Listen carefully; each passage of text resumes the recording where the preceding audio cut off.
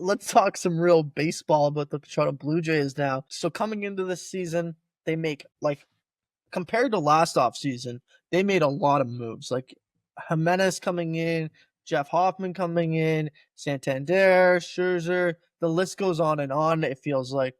Do you feel like the team or the front office made enough moves this offseason to put out a winning team or a playoff team for this season?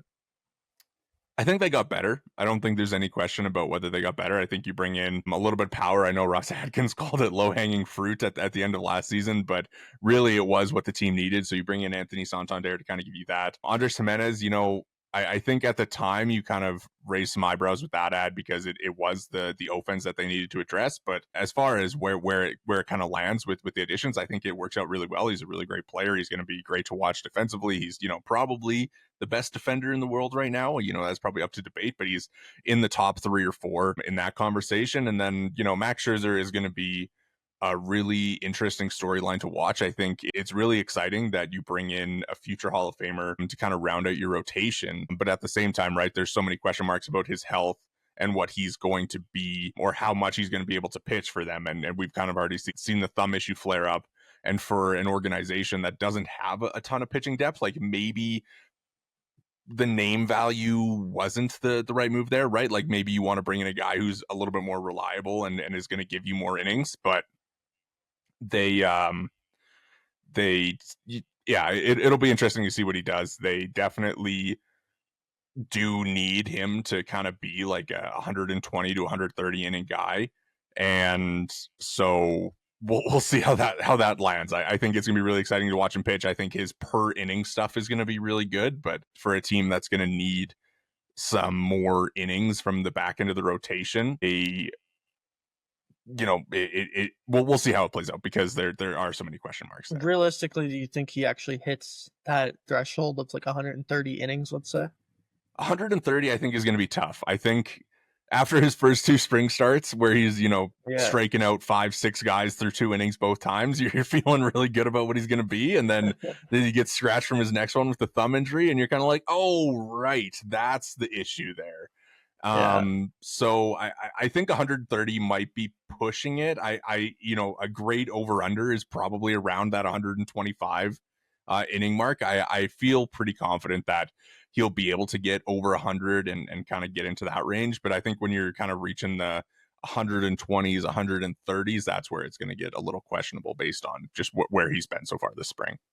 I'll let you go next, Brandon, if Yeah, you want. I mean, I was just gonna ask. You brought up Scherzer. I think that's a great point. Like people look to him as a possible, I think, 4 or 5 option for this team, and it seems like they had hopes to even. I think he's pitching on Saturday, so I think that would have lined him up to in the 3 hole there. With his injuries and where this might be headed, do you think that'll put more of a reliance on the bullpen? And where do you think that stands now after last year? I love the addition of being able to add Nick Sandlin in that Jimenez deal. I think he'll eat up a bunch of innings for them. Where do you see the status of the bullpen so far? And do you think they'll have to rely on that a ton?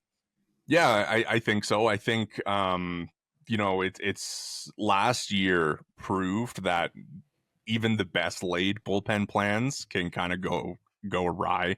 I know obviously, in 2023, it was a top 5 bullpen group in baseball, and you feel really confident about it coming into 2024. And then you have, Eric Swanson go down, Jordan Romano go down, Tim Meza turn into one of the worst pitchers in baseball while he was in Toronto. And, so you enter this year feeling pretty good about it, right? Like the Hoffman edition is great. Sandlin edition, I like that one as well. As you mentioned there, bringing Jimmy back is great. But it's kind of like the same thing has snuck in a little bit where you got like Eric Swanson starting on the IL. I don't think it's maybe that big of a deal that Zach Pop starting on the IL, but it's a pitcher who's hurt to start the year. And so, these guys who you probably didn't pencil in to the bullpen on January 20, like a Richard Lovelady and Jacob Barnes, all of a sudden are starting the year in the bullpen.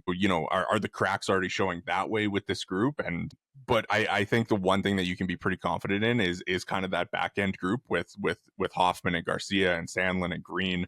I think that there's a better core in place there than they had last year when it was kind of Romano, Swanson, and Meza, and obviously Garcia as well entering the year. But kind of, you know, having a little bit more reliability with like 4 or 5 guys than like 3 or 4 will be really important. And I think, you know, the one thing that's really good about the starting rotation outside of Scherzer is that the other 4 guys are going to give you so many innings over the course of the year, right? Like these are proven veterans who are likely going to give you 170 to 200 innings, which does kind of take a little bit of the load off your bullpen. So hopefully, you know, those guys are able to make the 6, 7, 8 spots in your bullpen a little bit less important with having, you know, as they throw so many innings. And then that does allow you to kind of lean on a Hoffman and a Garcia a little bit more in games that you're winning.